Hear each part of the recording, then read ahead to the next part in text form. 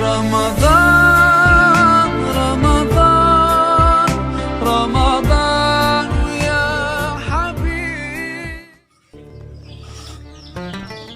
Bismillahirrahmanirrahim. Assalamualaikum warahmatullahi wabarakatuh. Alhamdulillahirabbil alamin. Wa bihi nasta'inu ala umuri dunya waddin. Tsumma assalatu wassalamu ala sayyidina Muhammadin wa ala alihi wa ashabihi ajma'in, amma ba'd. Hadirin kaum muslimin dan pemirsa sekalian dimanapun Anda berada yang dirahmati Allah Subhanahu wa ta'ala.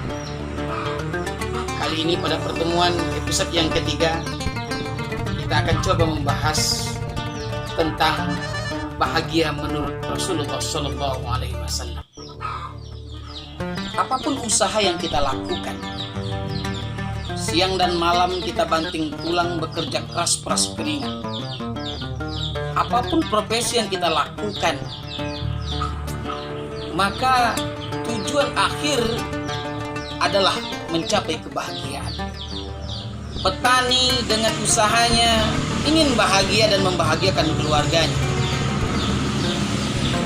Pegawai, para pejabat, semuanya ingin bahagia dengan caranya dan membahagiakan keluarga dan masyarakat. Kebahagiaan menurut versi kita masing-masing tentu berbeda. Ada yang merasa bahagia itu ketika punya jabatan. Ada yang mengira bahwa bahagia itu ketika perkataannya didengarkan oleh orang lain serta mendapat kehormatan.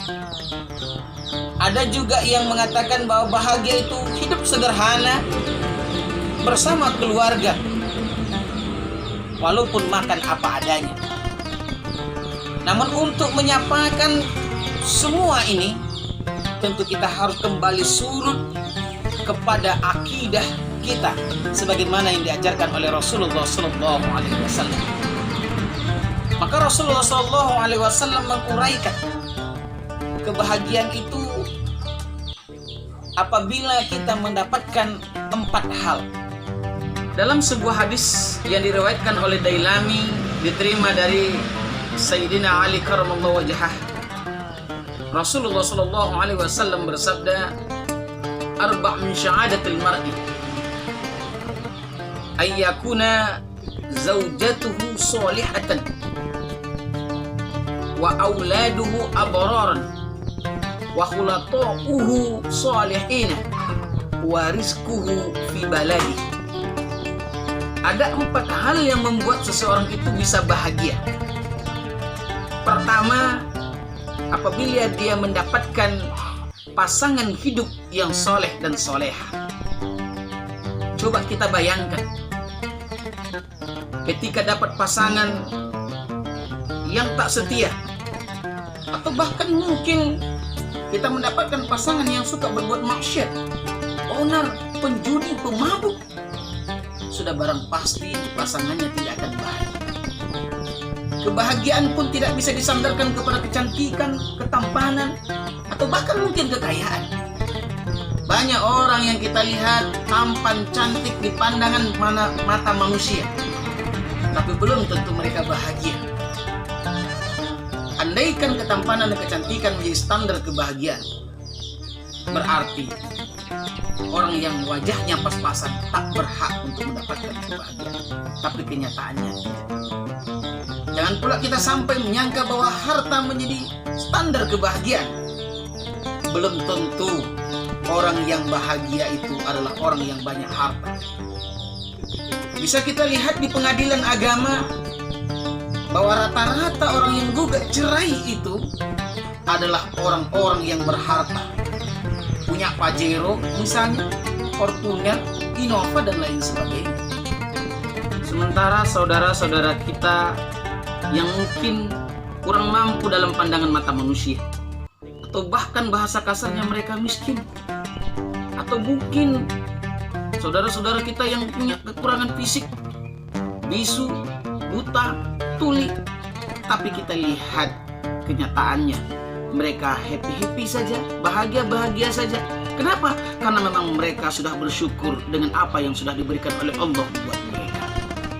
Karena tampan, cantik, kayanya pasangan kita tak bisa kita nilai dari lahiriahnya saja, tapi mesti kita lihat batinnya. Ketampanan, kecantikan yang sejati bukan hanya wajah dan fisik saja, tapi juga akhlaknya. Kekayaan seseorang bukan hanya persoalan harta, tapi juga hatinya. Kemudian kebahagiaan kedua akan bisa kita raih sesuai dengan hadis Rasulullah SAW yang mengatakan wa auladuhu abrar, dan anak-anaknya adalah anak-anak yang berbakti. Bukan hanya berbakti kepada kedua orang tua, tapi juga berbakti kepada bangsa dan agamanya. Alangkah bahagianya kita melihat anak-anak yang berbakti, cerdas, berprestasi, membanggakan keluarga, sehingga kemana-mana orang akan bertanya, ini anak siapa? Ini anak siapa? Dan lain sebagainya. Hadirin kaum muslimin, para pemirsa sekalian dimanapun Anda berada, tentu sebaliknya menjadi sesuatu derita batin bagi orang tua apabila anaknya adalah anak durhaka, bahkan mungkin memalukan karena ulah perangai akhlak anaknya. Tapi perlu kita sadari bahwa buah tak jatuh jauh dari pohonnya. Sikap akhlak anak putra putri kita mereka peroleh dari contoh tauladan terdekat, yaitu sikap kedua orang tua. Bukankah Rasulullah SAW mengatakan kullu mauludin yuladu 'alal fitrah, bahwa setiap anak yang lahir dalam keadaan suci, fitrah, tanpa noda dan dosa. Dia belum punya ilmu pengetahuan, belum punya pengalaman apa-apa. Maka lanjutannya kata Rasulullah, orang tuanya lah yang mengukir hatinya, pikirannya, hidupnya menjadi Majusikah dia, menjadi Yahudikah dia, atau Nasrani dia. Label agama mungkin saja Islam, tapi pola berpikirnya mungkin saja Yahudi, sikapnya mungkin saja Nasrani, akhlaknya bisa saja Majusi. Kemudian bahagia yang ketiga menurut pandangan Rasulullah SAW, resepnya adalah wahulato'uhu sholihin. Teman bergaulnya, para tetangganya, lingkungannya adalah orang-orang yang soleh. Alangkah bahagianya kita bisa bertetangga dengan saudara yang bisa saling melindungi, bersahabat dengan orang-orang yang bisa saling tolong-menolong. Kemanapun dia pergi, membuat hati kita nyaman. Apapun pembahasan pembicaraannya, membuat kita bahagia. Sebaliknya, alangkah menderitanya kita apabila mendapat sahabat, lingkungan, tetangga yang selalu buat risih, rusuh, dan resek dan lain sebagainya. Maka hari ini marilah kita ciptakan lingkungan yang nyaman, aman, tenang, dimulai dari diri kita sendiri. Kemudian bahagia menurut pandangan Rasulullah SAW yang keempat, wa ayyakuna rizku fi baladi, bahwa dia mencari rizkinya di negeri sendiri. Negeri sendiri yang dimaksud bukan berarti mesti pulang kampung, tetapi mencari rizki, bekerja, berusaha bersama anak dan istri, atau tak jauh dari anak dan istri.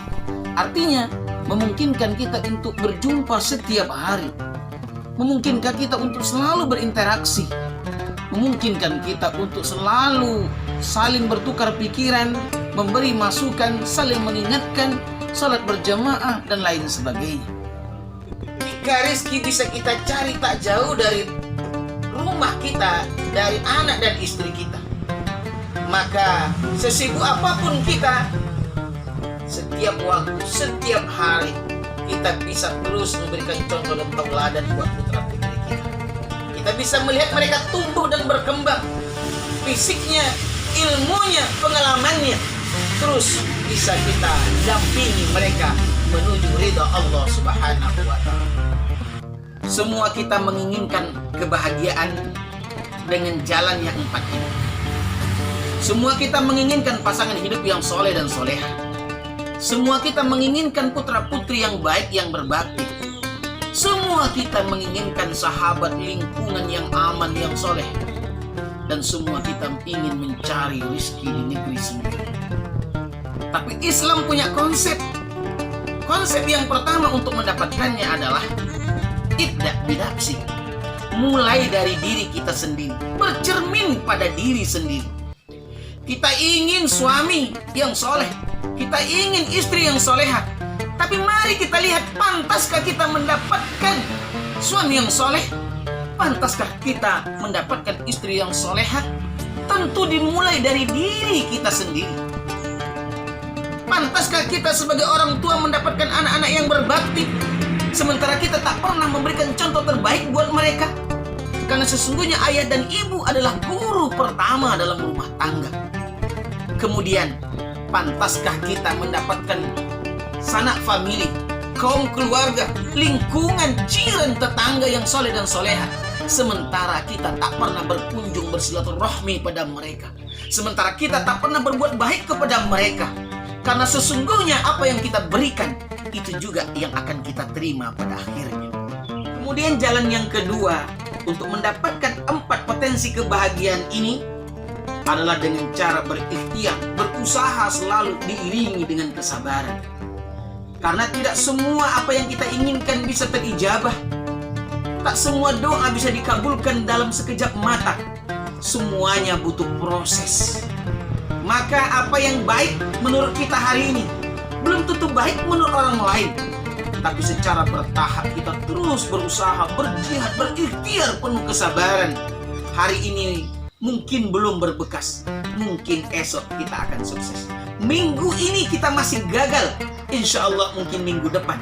Kalau tidak minggu depan, mungkin bulan depan. Tidak bulan depan, mungkin tahun depan. Insya Allah, innallaha la tukhliful mi'ad. Allah tak akan mengingkari janjinya. Apa yang kita lakukan, kebaikan yang kita berikan, insya Allah akan dibalas oleh Allah Subhanahu wa Ta'ala. Kemudian jalan yang ketiga untuk mendapatkan 4 kebahagiaan ini adalah dengan cara terus berdoa. Faiza faragta fansab wa ila rabbika farghab. Apabila kita selesai melaksanakan sebuah urusan, segeralah kita melaksanakan urusan yang lain. Kemudian kata Allah, wa ila rabbika farghab. Dan pada akhirnya kepada Tuhanmu jualah engkau berharap. Usaha tanpa doa tentu adalah sebuah kesombongan. Berdoa tanpa usaha adalah ketololan. Dan tak mau berusaha, tak mau juga berdoa, maka ini adalah sebuah kedunguan. Kaum muslimin dan para pemirsa sekalian dimanapun Anda berada yang dirahmati Allah Subhanahu wa Ta'ala. Demikianlah pertemuan singkat kita pada hari ini untuk episode yang ketiga. Semoga hendaknya kita dipertemukan pada episode yang keempat berikutnya. Demikian, billahi taufiq wal hidayah. Assalamualaikum warahmatullahi wabarakatuh. رمضان